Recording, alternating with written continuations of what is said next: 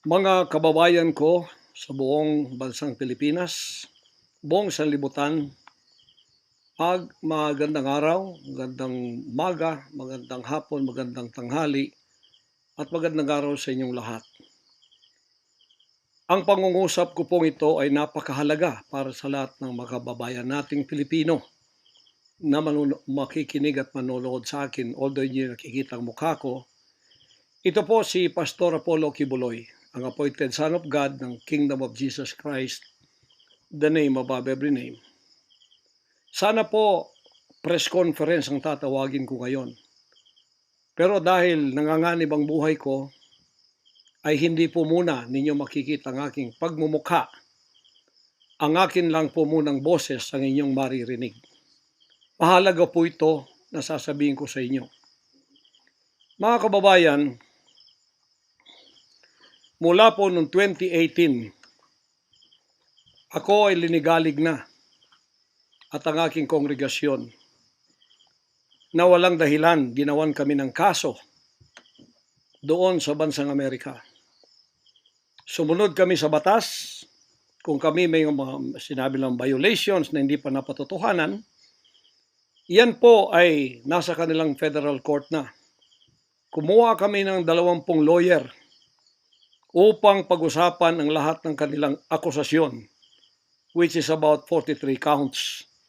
Lahat po yan ay mayroong 20 lawyers na nakatutok at meron na po kaming depensa. Naghihintay po ang aking mga lawyer sa Amerika at sa Pilipinas na simula ng trial. Mulang 2018, pinospon. Ginawang 2020, pinospon. Ginawang 2022, pinospon. 2021, ganun din. 2023, sana ipopospon. Pinospon pa rin. Ngayon, hindi na po papayag ang judge. November 5, 2024, talaga pong itutuloy na. Ngayon, ako naman nandito sapagkat indicted din ako. Sealed indictment pa nga ng 3 taon, hindi ko alam ako indicted ako. So anytime pupunta ako doon, pupusasan na ako, hindi ko alam. Pero salamat naman sa Panginoon Diyos sapagkat hindi na ako pumalik doon at hindi nangyari yon. So dahil kasama ako sa kaso ng aking mga workers na mga 9 o 8 kami lahat, ako yung number 1 na principal. Okay lang, sapagkat ako naman ang leader ng kingdom at ako na talagang target nila. Sa anong paraan ginawa kami ng kasong hindi namin alam at mga kumuha sila ng witness, handa na po kaming lahat ng aming depensa, lahat ng aming documents ng aking mga lawyers, US-based lawyers, handang-handa na po kami. Pinopospon nila palagi, pero ngayon hindi na. Ngayon, ako dito sa Pilipinas, dahil nandito na ako nung dumating yung mga kasong yan, hindi ako lumaya sa Amerika, kundi dumating ako dito, wala pang kaso. Kinasuhan ako ng naka-sealed indictment, hindi na ako nakabalik doon, pero nandito na ako sa Pilipinas. So hindi po ako tumakas. Ngayon, dahil nandito ako, I will use my constitutional rights for extradition na siyang treaty ng ating bansa. Yan po ang iniintay ng mga lawyers ko dito sa Pilipinas at sa Amerika. Iniintay namin ang request ng US Embassy sa Department of Foreign Affairs. Hindi po dumating. Sapagkat kung yan pag-uusapan, i-endorse doon sa Department of Justice, wala rin doon. Hinintay namin para pag-usapan ang extradition treaty kung paano gagawin. Handa din po ako sa kasong yan kung ako'y ma-extradite pagkatapos mapag-usapan at nakadaan na kami ng Court of Appeals, Court of First Instance at Supreme Court. Kung ilang taon yon, dapat magtiis din sila. Hindi dumating yon, hinihintay ko hanggang ngayon. Wala pong request na ganon. Ngayon, eto po ang mahalagang ibabalita ko sa inyo. Mula noong 2018 hanggang ngayon, hindi na po kami mapakali sa ating sariling bansa. Nawala po ang aming kalayaan sapagkat kami dito ay sinosurveillance. Sinosurveillance ako dito sa Pilipinas ng CIA at ng FBI. Sarili kong bansa, ako po ay nagtatago sapagkat liligwakin ako ng ganun-ganun na lang. Walang extradition, process na gagawin. Dumating po sa aming kaalaman sa mga sandaling ito from reliable sources. Correct me if I am wrong, but these are reliable sources na dumating sa akin na ayaw na raw po nila ng extradition treaty. Ang kanila daw pong gagawin ng CIA, ng FBI, ng US Embassy at State Department, kasabwat ng ating gobyerno, ng Pangulong Marcos at ng First Lady at kung sino pa man ang nasa gobyerno, ako ay rendition ng kanilang gagawin. Ang rendition, ang ibig sabihin po, anumang oras pwede lang pasukin ang aking compound at ako ay kidnapin. It's not only rendition but also elimination. If it is possible, pwede nila akong i-assassinate. So, nandun po sa dalawang yon, kidnapping or assassination. Killing talaga, murder. Yun po ang dumating na balita sa akin ngayon from reliable sources. Kaya, mulang 2018, alam na po namin na may gagawin sila. Hindi lang namin alam kung paano sapagkat ang iniintay namin ay extradition sapagkat yun ang treaty natin. Ngayon, ito pong gagawin nila dahil hindi na sila dadaan doon ay illegal. Kidnapping or elimination or assassination. Di po ba sa atang sariling bansa, ang aking constitutional rights nawala na?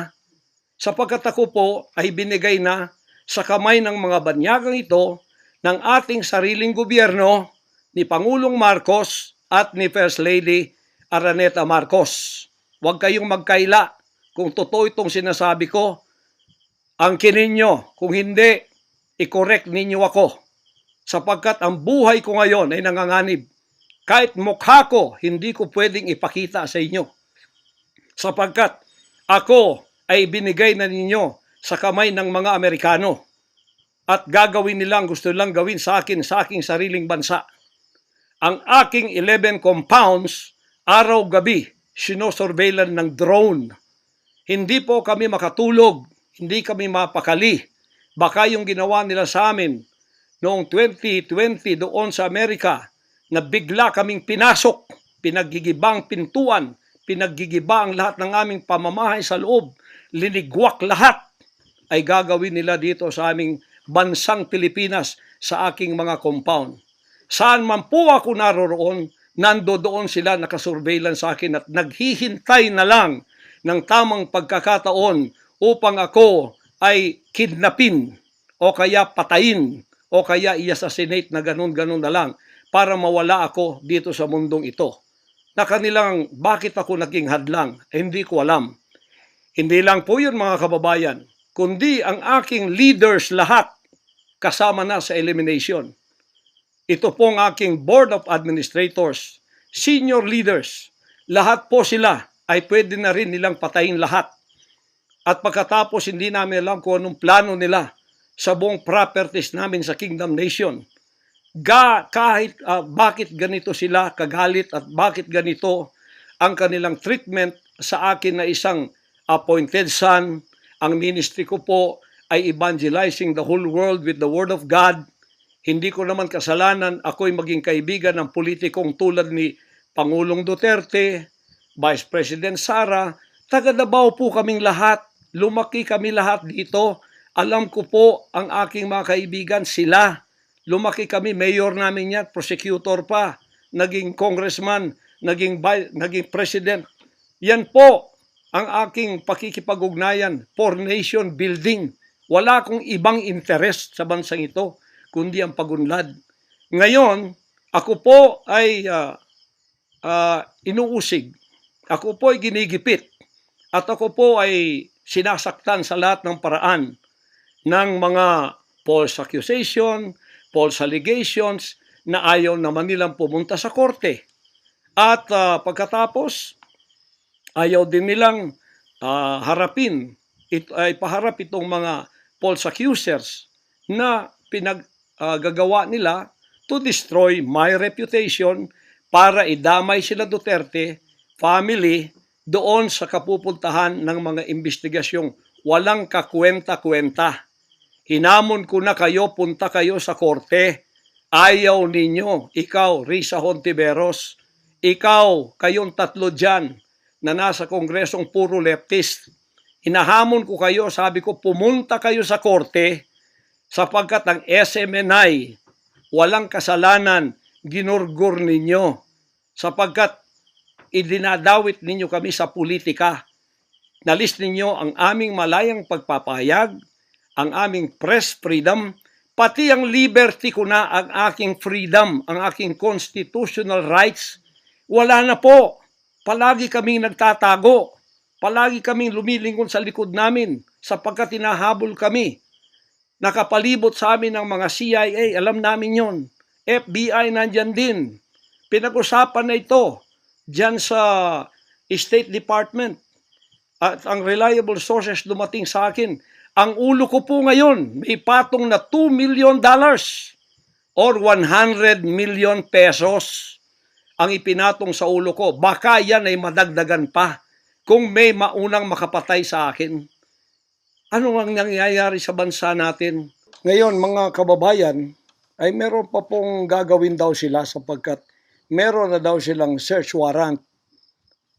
Pagkatapos daw, isi-search ang aming lahat ng compound. At hindi daw kami papayagan na merong witness na sasama. At ang balita namin, kung ito'y totoo, sa reliable source ay nagsasabi na paplantingan daw kami ng bomba, guns, and drugs sa aming mga compound. Yan po ay aming babantayan. Sinabi ko na po muna sa inyo dito sa live na to para kung mangyari man ang mangyayari sapagkat wala po kaming ganon ay sila po may kagagawan nun. Ganito ka-evil ang kanila pong mga pag-iisip sa ngayon, masyadong desperado. Aywan ko kung bakit. Kung kayo nasa katotohanan, nasa kapangyarihan, bakit kayo natatakot? At huwag ninyong pasamahin ang aming mga abogado para sumama sa inyo sa pagsisearch. Kaduda-duda na yon. Hindi po pwede yun. Ano tayo? Bansang Hapon ng panahon ng giyera? Ano to? Panahon ni Hitler? Na wala kaming pwedeng lawyer na sumama sa inyo? Kayo-kayo lang? Pagkatapos, pwede nyo kaming barilin pagka kami nakikipag-usap na kailangang may witness para kamerahan namin ang ginagawa ninyo na wala kayong lusot kung meron kayong gagawin na kabulastugan. At pagkatapos, ipapatong ninyo sa amin. Pagka ito'y totoo, we will resist you. Hindi kami violent, pero hindi kami papayag na wala kaming mga witness na sasama sa inyo. Lawyer at saka barangay captain ang hinihingi namin na magiging witness sa lahat ng search na gagawin ninyo sa lahat ng aming pamamahay, kwarto o kung ano.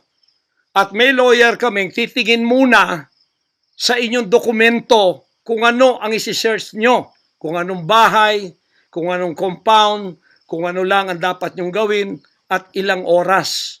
Hindi to open-ended eh.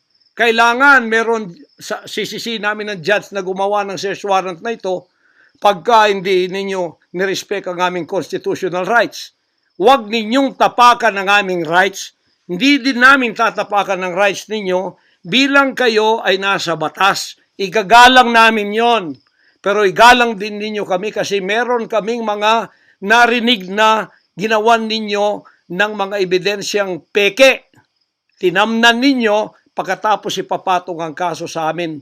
Religious community po ito. This is a spiritual community. Once tumapak kayo dyan, sapagkat kayong nagdadala ng batas, respetuhin ninyo. You are on holy ground. Yan po ay mahal na mahal naming banal na dako. Huwag ninyong lapastanganin. Pero hindi namin kayo pipigilan kapag may search warrant kayo. Pero hindi kami papayag na hindi kami makakasama ng kasama namin, hindi makikialam sa inyo. Titingin lang sa lahat ng gagawin ninyo. Kasi hindi na kami kumpiyansa sa gobyernong ito.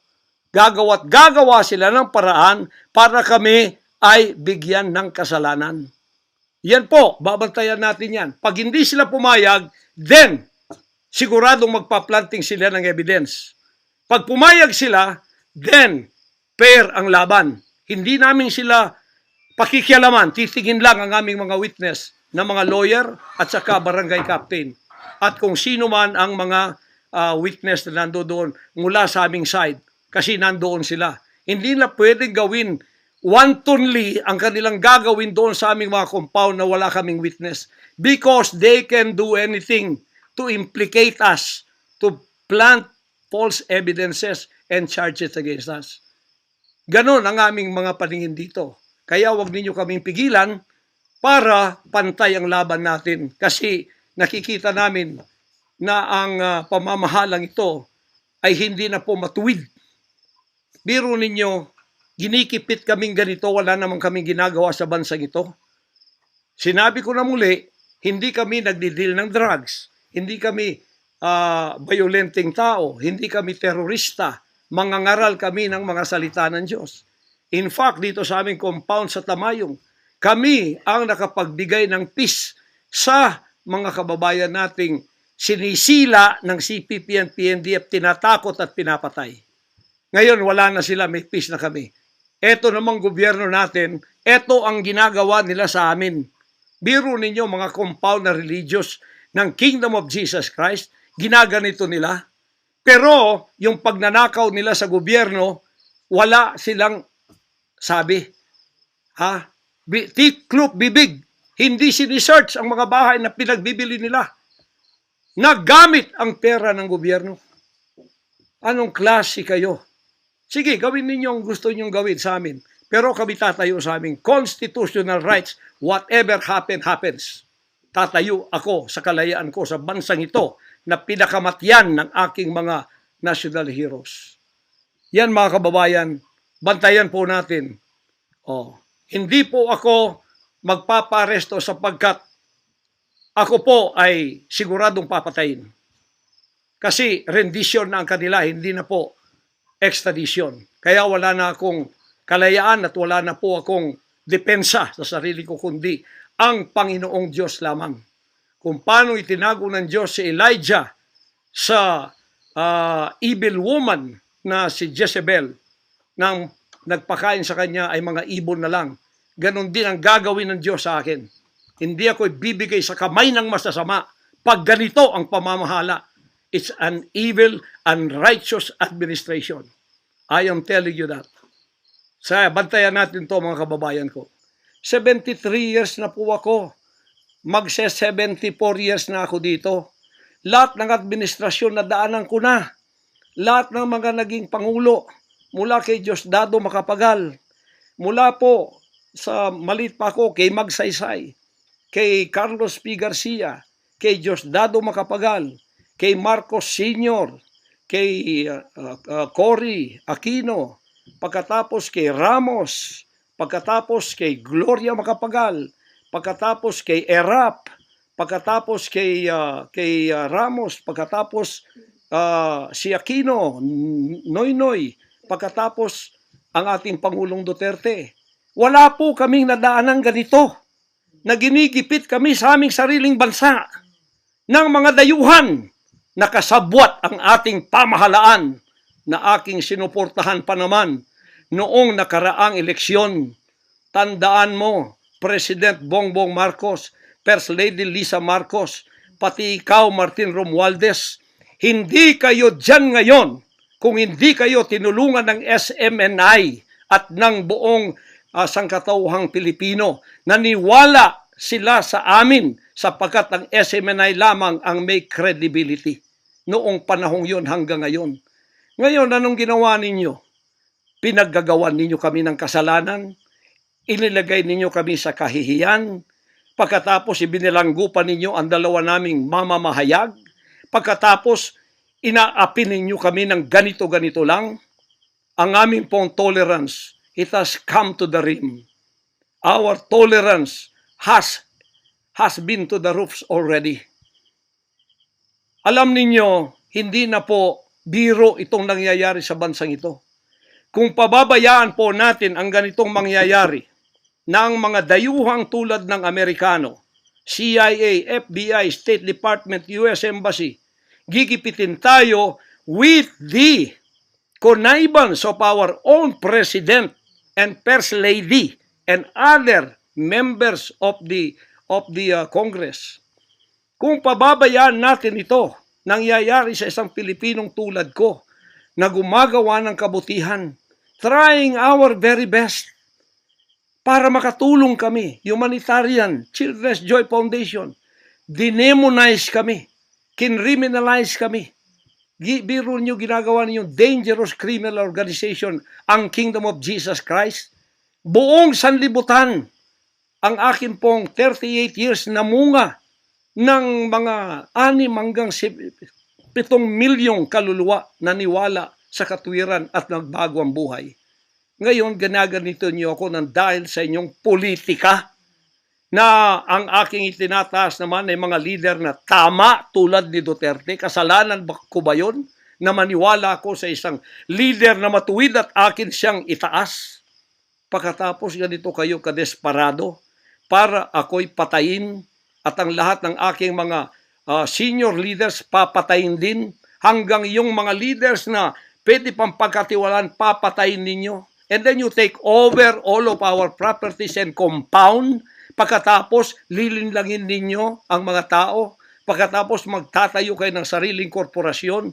I-incorporate ninyo doon ang lahat ng properties na pinaghirapan, blood, sweat, and tears ng aking mga members all over the world. Tapos, biglang-bigla, ililipat ninyo doon sa inyong bagong korporasyon. At pagkatapos, itataas ninyo ang kamay ng isang tao tulad ni Bandari at sasabihin niyo, ito ang leader ninyo ngayon. Ano ang Kingdom of Jesus Christ? Political government? Hindi po ganon. Mangyari ng mangyayari. Hindi po papayagan ng Panginoon Diyos ang mga bagay na itong nangyayari sa ating bansa sa mga sandaling ito.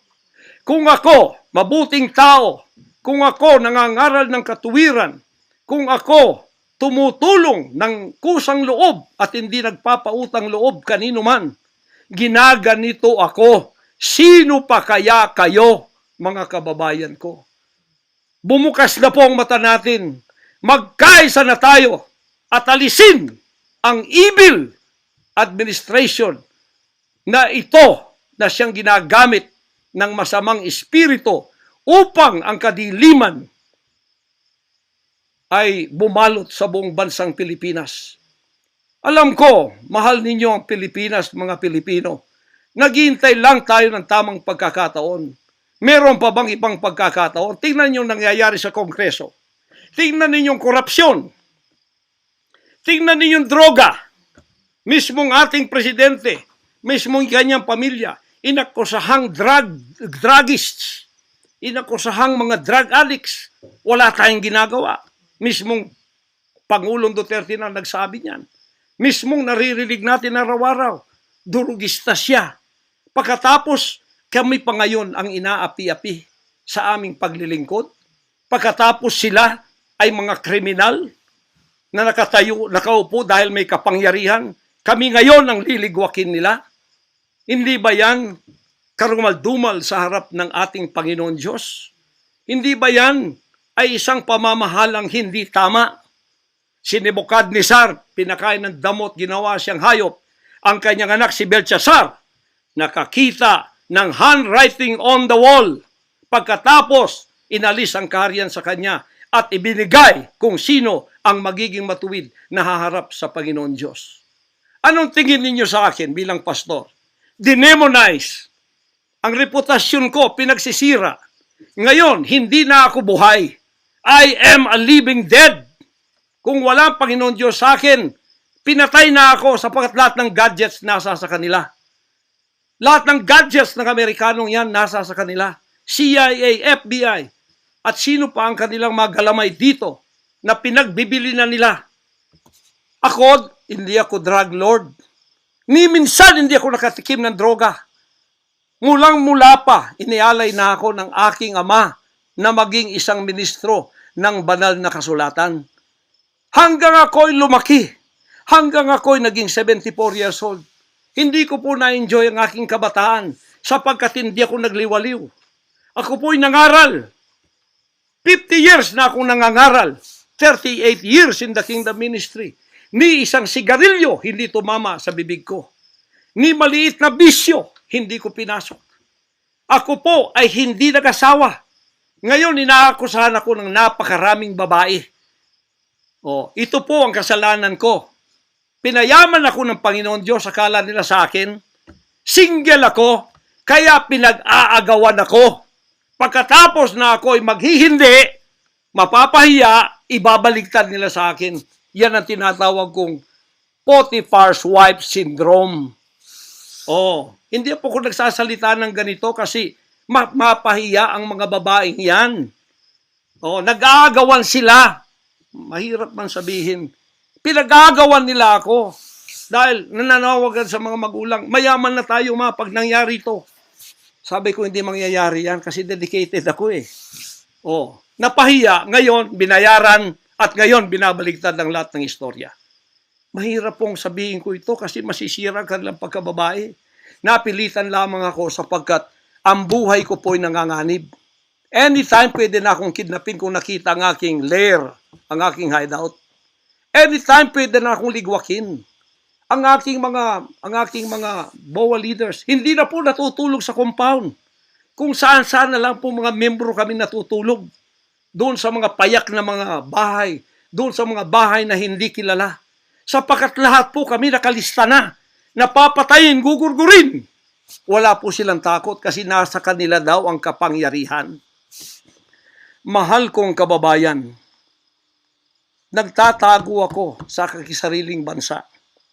Sariling mga compound namin na pinaghirapan. Hanggang kami na ako saan nagpapalimos. Pero yung amin pong sinusulisit, tingnan ninyo ang humanitarian na ginagawa namin. Ni 5 wala kaming ninanakaw. Yung mga volunteers ko, walang sweldo. Araw at gabi. Sapagkat nakikita namin ang mga kabataang Pilipino, pinabayaan ng mga politikong yan. Kami po nagsasacrifice para mapakain sila, mapaaral na wala pong bayad. Pagkatapos, ang kababayan nating nalipusta, kalamidad, walang tumutulong. Kung may tumutulong man, politika at may kabayaran. Nagtitiis po kami sa mga pag-alipusta. Sa paninira, inaangkin namin yung kasi malaki ang ganti namin sa langit. Ngunit pagka nakasalalay na ang ating mga kalayaan, lalo na sa kamay ng mga banyagang ito, na wala naman tayong ginawang masama sa kanila, tumutulong pa ako sa Amerikang yan. Nagdodonate ako doon sa malalayong lugar tulad ng Apalachian na hindi nakapag-aral ang mga bata. Bumili kami ng napakalaking library para sila'y makapag-aral. Mga Amerikano po yan. Kinikilala ba nila yon? Kung nagseselo sila sapagkat ako'y umusbong sa bansang Amerika, problema na po nila yon. Kung ako'y binigyan ng ama ng isang sasakyang panghipapawid para hindi ako ma-delay sa aking worldwide na gawain, kasalanan ko ba yun? Kung ako binigyan ng pampalipad na helicopter dito para mapuntahan ko lahat ng aking satellite sa buong Mindanao, Pilipinas, kasalanan ko ba yun? Kasalanan ko ba na ako'y magkaroon paralan para makapag-aral ang mga bata na walang bayad?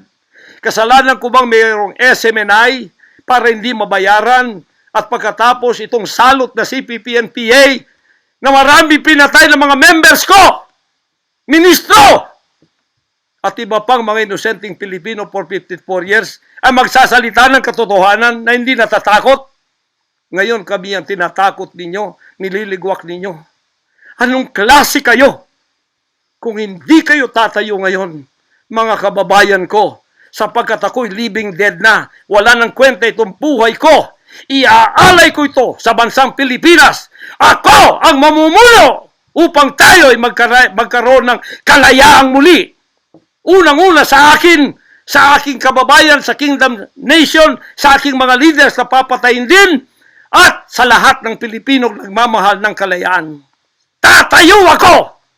At ako ang mamumuno sa bansa ito para sa katwiran at takot sa Diyos, para ibalik ang ating kalayaan at ang ating kaligtasan mula sa kamay ng mga banyaga na pinakamatyan ni Rizal, nila Bonifacio. Gayon ang panahon ng pagtayo. Ayaw ko pong gawin ito. Hindi ako politiko. Ang misyon ko ay isang pastor, isang alagad ng Diyos. Appointed son, magligtas ng kaluluwa. Ngunit hindi nyo kinilala yon. At ngayon, sinisikil ninyo ang aming kalayaan na ma-enjoy namin ang labor namin for 38 years. Blood, sweat, and tears. Ang gabi, ginagawa naming araw. Hindi kami nagmolestiyan ng ibang tao. Lumago ang bansang Korean. Ngayon, you are envying and jealousy. Gusto niyo kaming i-put down. Mapipilitan akong pupunta at mamumuno sa bansang ito para sa katuwiran. Sasabihin ko sa inyo, pag ito'y kalooban ng Diyos, gagawin ko. Ngayon din, sapagkat ang buhay ko ay wala ng kwenta. Papatayin din naman nila ako. Ngayon, tatayo na ako para sa kalayan nating lahat. Mahal kong mga kababayan, ito po ang mahalagang mensahe ko sa inyo sa mga sandaling ito. Hindi ko po uurungan ang sinumang gumagapi sa bansa ko at sa aking kalayaan na ako mismo nagtatago sa aking sariling bansa within 74 years. Hindi po nangyari ito ngayon lang. Pangulong Bongbong Marcos, akala ko matuwid ka na tao. Ikaw, First Lady, akala ko matuwid kang tao. Totoo ba yung ginagawa ninyo riyan na meron kayong mga sex orgies at meron kayong mga drug session na nagliligwak kayo ng drug, sumisingot kayo ng drug habang nagsesex orgies kayo? Totoo ba ito? Totoo bang kayo ay may mga session ng nagarkila kayo ng mga voodoo expert from Africa, pagkatapos mga witchcraft sa India at ang inyong session Martis at pagkatapos Biyernes dyan sa Malacanang upang inyong aswagin i-witchcraft ako, Vice President Sara at Pangulong Digong at ang lahat ng tutol sa inyong paglilingkod. Biro ninyo, naging demons na kayo, nag-devil worship na kayo kung totoo man ito. Nag-devil worship na kayo kung totoo man ito. Para lang kayo ay manatili sa kapangyarihan. Para lang kayo ay humawak ng aming pera, hindi ninyo pinaghirapan. Kami po ay nagbibigay ng taxes. Lahat ng aking kingdom materials from China, may taxes lahat yan. Milyon-milyon ang aming binabayad. Ngayon, ginagawa pa ninyo sa amin ito? Matuwid ba kayo? President Bongbong Marcos, Lisa Marcos, makinig kayo. Totoo ba na gumawa kayo ng aksyon kasama ng FBI na ako ay nyo nang ipaligwak at binigay sa kanilang kamay? Kaya't sila'y gumagawa ng ganito with impunity sa aking sariling bansa. Kung ganyan ang ginawa ninyo, I will not honor you. I will not respect you because you did not honor me and you did not respect me. You are no longer worthy to be our trusted leader. Mabuti pa, hanggang maaga pa, Bongbong Marcos, Lisa Marcos, Martin Romualdez, bumaba na kayo sa posisyon. Mag-resign na kayo sapagkat hindi hihinto ang tinig na ito habang naririyan pa kayo. Mga kababayan, tatayo ako sapagkat patay naman lang din ako. Tatayo ako hanggang buhay pa, hanggang may hininga pa ako para sa natitirang buhay ko ay magkaroon naman tayo ng boses at magkaroon ng kahit munting kalayaan na lang mula sa mga banyaga na kasabwat ang mga makapiling Pilipinong ito na itinayo natin sa kapangyarihan. Akala natin ay maasahan natin sila. Mga demonyo pala. Sorry to say that, but that is the truth. If that is not the truth, then tell me. And you cannot judge me. You cannot condemn me. I am dead already. I am a living dead in your book. CIA, FBI, State Department, USA. Gawin ninyong gusto ninyo. Ngayon na nakapagsalita na ako, lalantad na ako. Hindi na ako natatakot. Ako ay handa sa glorification. Kung ang glorification ko ay mangyayari maging glorified body ako, hindi ko tatablan ng bala. O kaya, tatablan pa ako sapagkat hindi pa nangyari yon. Handa na akong humarap sa mga bala ninyo. Basta't ito ay nasabi ko na sa social media. Huwag ninyong ligwakin ito para sa bansang Pilipinas ito. Mahal ko po kayong lahat. Pagpalain natin ang ating bansang Pilipinas. Pagpalain tayo ng ating buting Diyos. Pagpalain at ipigay natin ang lahat ng kapangyarihan sa Kanya. At tandaan ninyo ito, hindi mananaig ang kadiliman sa bansang ito habang may boses na ganito. Sumunod po kayong lahat at tayo ay magkaisa ngayon para itaas ang bandila ng kalayaan ng ating bansang ibinigay ni Rizal ang kanyang dugo. Ibinigay ng ating mga heroes ang kanyang dugo. Ngayon, itong mga slaves na to ay hawak ang liig nila ng mga banyaga at tayo ay ipinagbili na sa kanila. Hindi ako papayag hanggang ako'y may buhay at hilinga. Total, patay naman din ako sa inyong libro. Okay na ako sa buhay ko. Masaya na ako. Meron na akong accomplishment. Handang-handa naman ako pumunta ng langit noon pa. 50 years ago, I was ready to go to heaven because I have been there thousands of times and I saw my mansion there. Nandito lang ako para sa aking bansang Pilipinas, para sa kaligtasan ng mga kaluluwa sa buong sanlibutan. Yun lang ang dahilan kung bakit ako naririto. Pero natatakot mamatay? Hindi po. Sapagkat ako'y nasa Kanya at siya'y nasa akin. Ano man ang mangyayari sa akin tulad ng aking amang si Jesus Christ, ipinako sa krus, ay handa po akong mag-alay ng aking buhay sa isang worthy cause na sinasabi ko dito. Magandang gabi po, magandang araw sa inyong lahat. Hanggang dito lang, pagpalain tayo ng ating dakilang Ama. Sa Kanya lahat ang kapurihan at ang kapasalamatan at ang kaharian magpakailanman ay mananaig dito sa ating bansa at sa buong sanlibutan. To God, our Jesus Christ, be the glory forever. Amen.